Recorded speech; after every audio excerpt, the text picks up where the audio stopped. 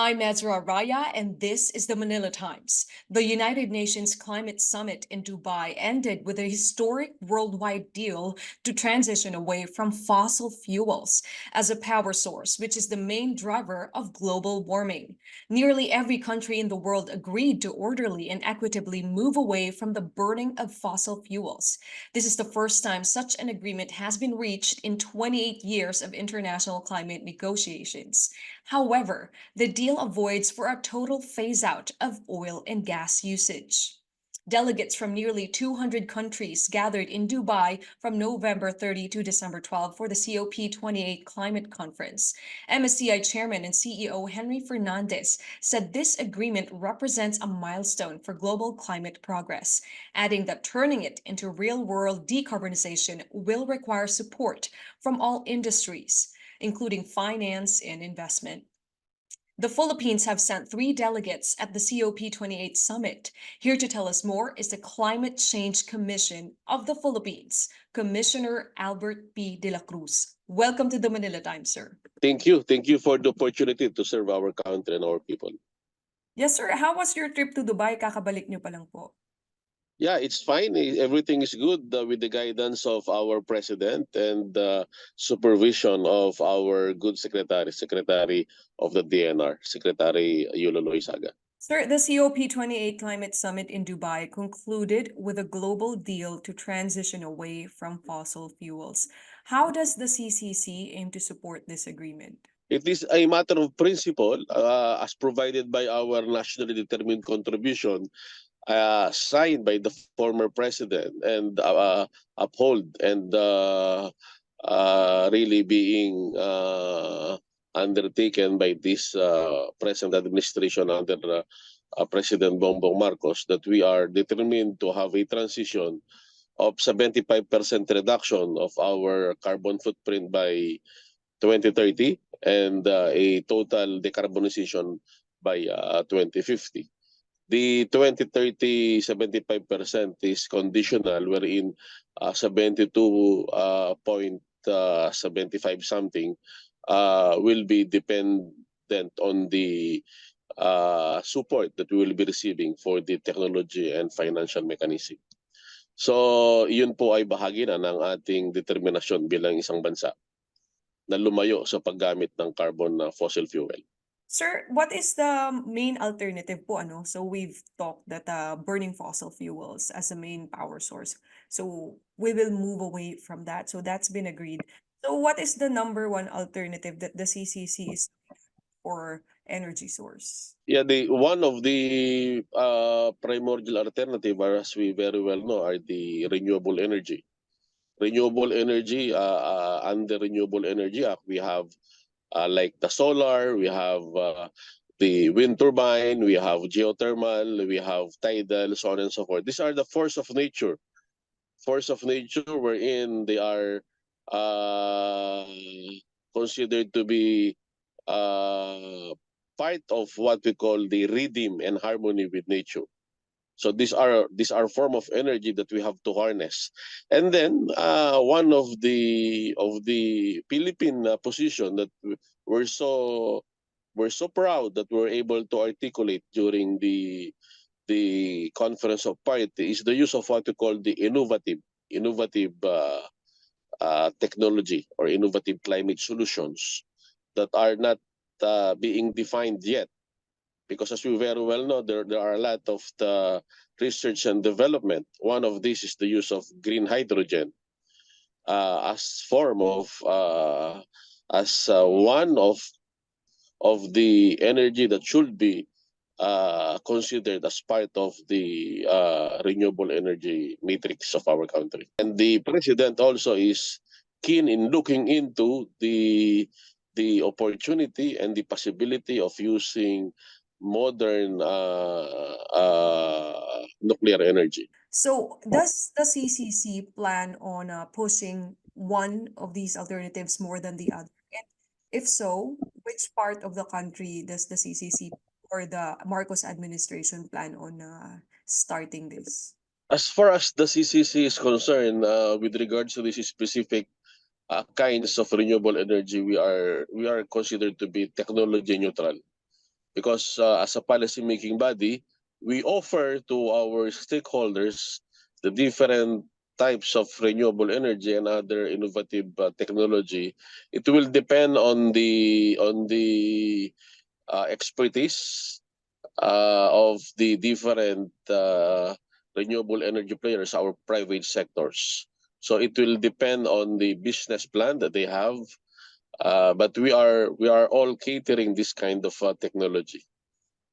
Sabi nga po nila, if we're asked which is the best renewable energy, it's the one that works specifically for the topography of the area. Exactly, Yes. exactly. And we really don't want to mention a specific energy because there are those who really, for example, just to give an example, if you will be for the Philippines, specifically on the north, we have a good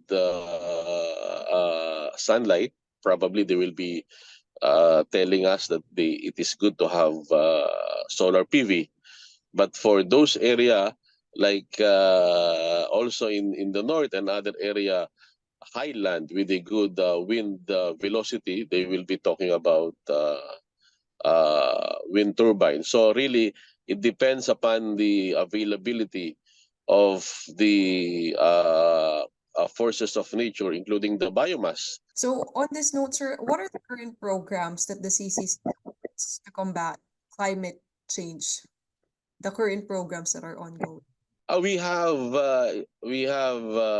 programs on the national level, like the national determined contribution, the budget tagging. We also have program on the local level, likely the local development action plan, or the enhanced local climate action plan, or the LCCAP.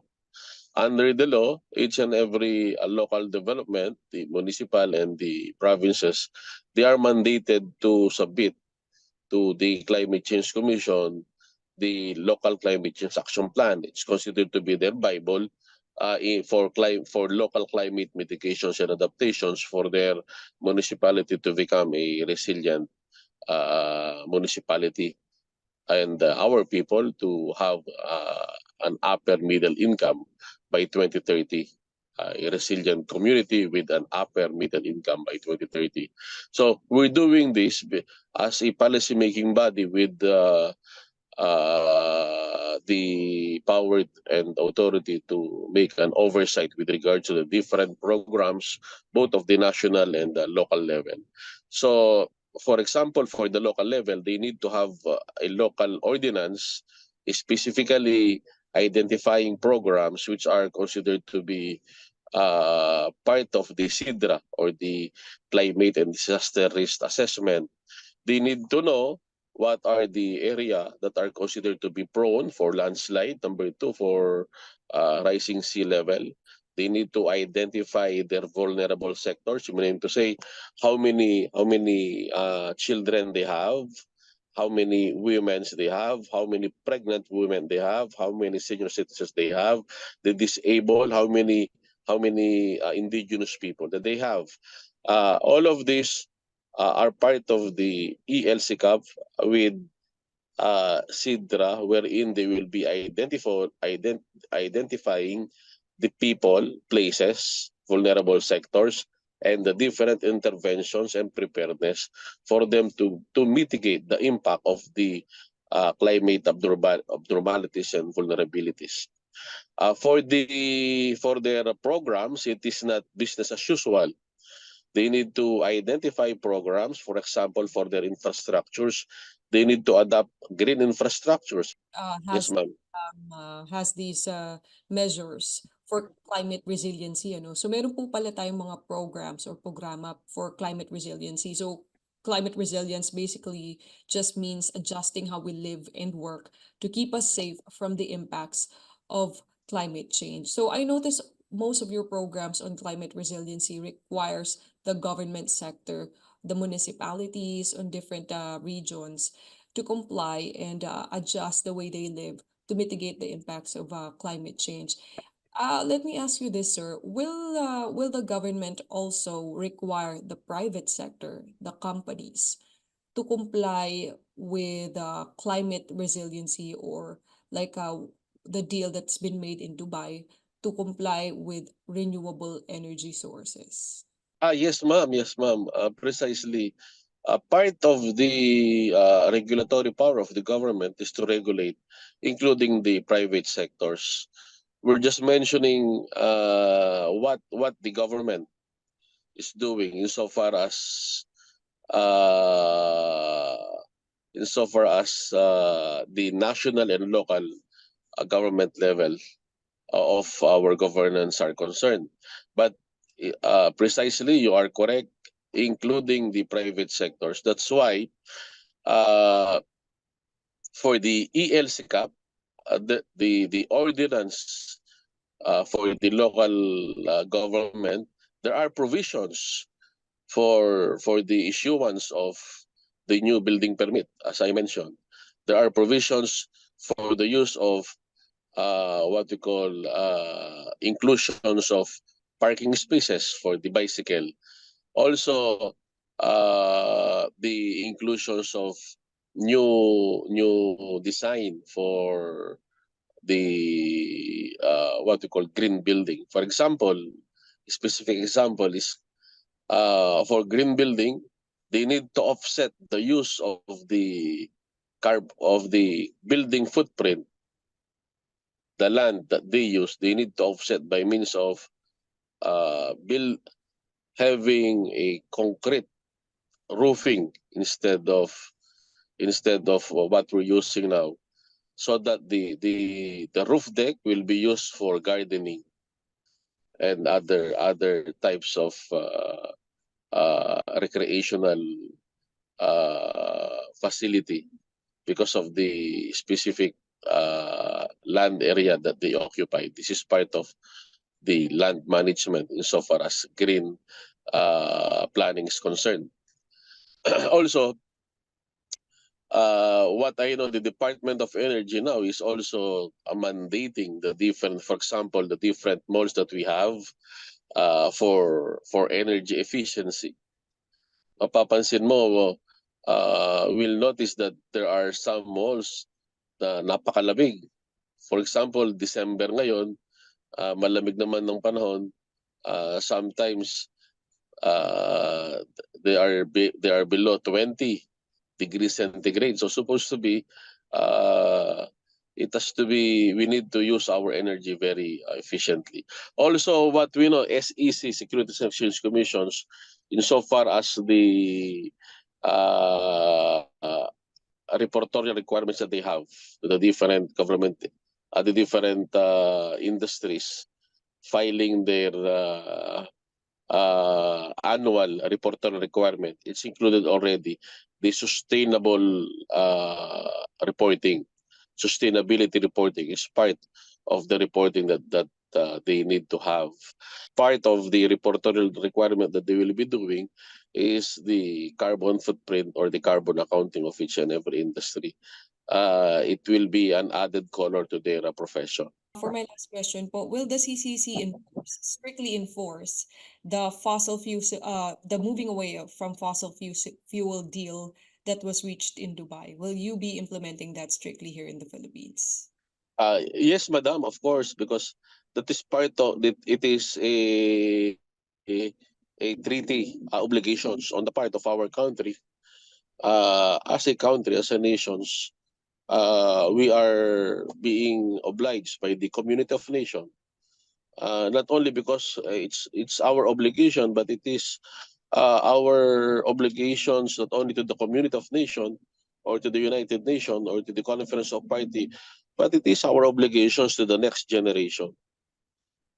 We owe it to our children and to the children of our children to be responsible enough to clean up the mess, the carbon mess. The present generation, we, you and me, is the reason why we have this climate abnormalities. So it is incumbent upon this present generation, you and me, to clean up, to be responsible enough for us to be able to pass it on, so to speak, this planet to the next generation.